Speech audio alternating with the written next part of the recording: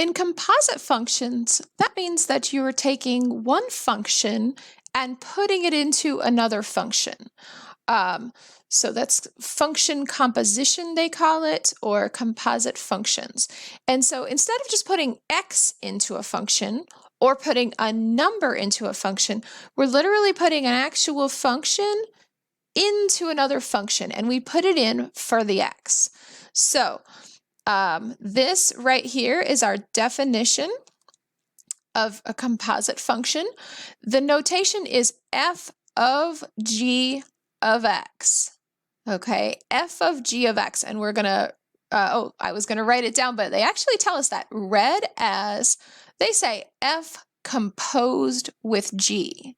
Okay, more commonly what you'll hear people say is the f of g of x.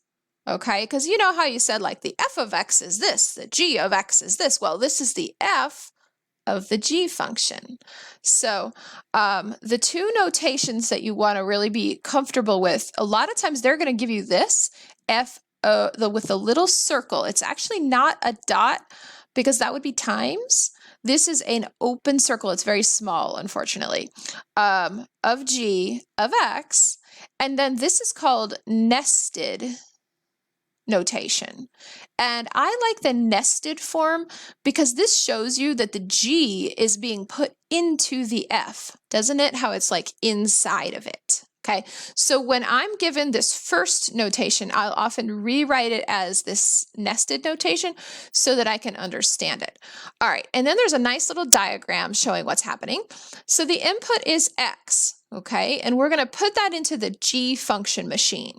So the g is going to do something to the x. It might add to it. It might take the square root of the x. It might, do whatever it needs to do to the x.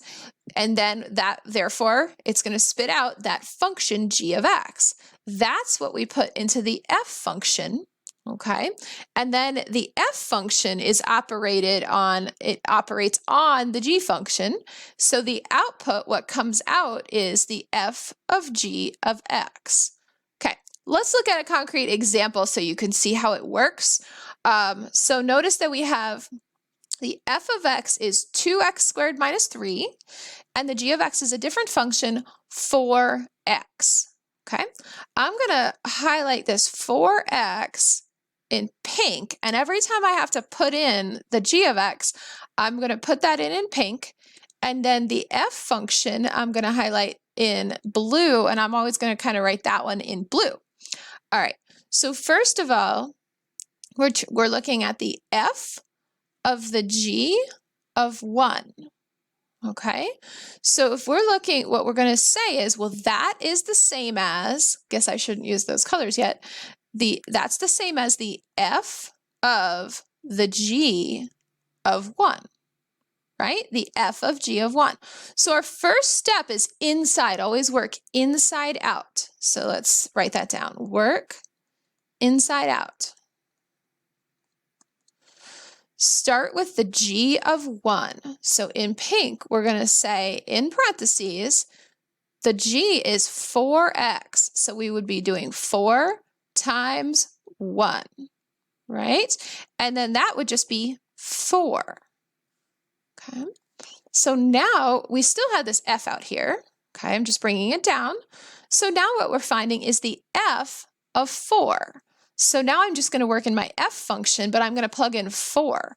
So that's 2 times 4 squared minus 3. I'm plugging the 4 in for the x in here. Okay, so that's 2 times 4 squared is 16. So that's 32 minus 3, which gives me 29. Okay, notice it has nothing, even though it looks like a multiplication, it has nothing to do with multiplying the two functions together. Okay, and notice that you do not ever put in, you don't use the f of 1, right? You don't put 1 into the f function ever. You're plugging it into the inside function, the g function. Okay, now let's look at this next one. It says the g of f of 1. So that is g of f of 1. Okay. So yeah, the order can be switched around. Okay, wonderful. So now we're looking for the f of 1. So my f function was always in blue. So I'm doing the f of 1. So I'm doing 2 times 1 squared minus 3, right? Let's just keep going there. So that's 2 minus 3. So that's negative 1, right? And then the g function is now what I'm going to do next. So I have a number here, negative 1. So the g of negative 1. So that's 4 times negative 1, which is negative 4. Okay, let's look at another. Our next one says the f of negative 2. Okay, if this is driving you crazy, this is the one that's really going to make you crazy, right? The f, but that's okay. You can take the f function and put another f function inside of it. Okay, so this is the same as the f of negative 2. So in other words, just don't use the g function at all. Let's use the blue for the f function. So the inside would be 2 times negative 2 squared minus 3. Okay, so the inside to evaluate, that would be 2 times 4, 8 minus 3. And so that is 5. Okay, and on the outside, we're still doing the f of that number. So now we know we're doing the f of 5.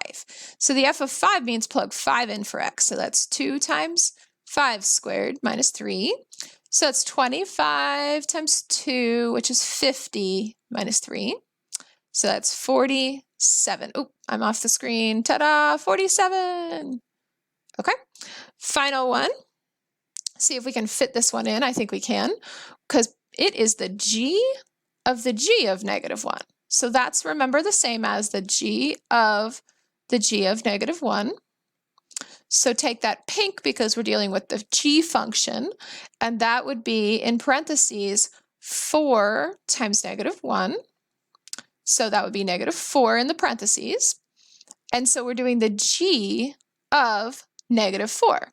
So that means plug in 4 times negative 4, get negative 16 as our answer.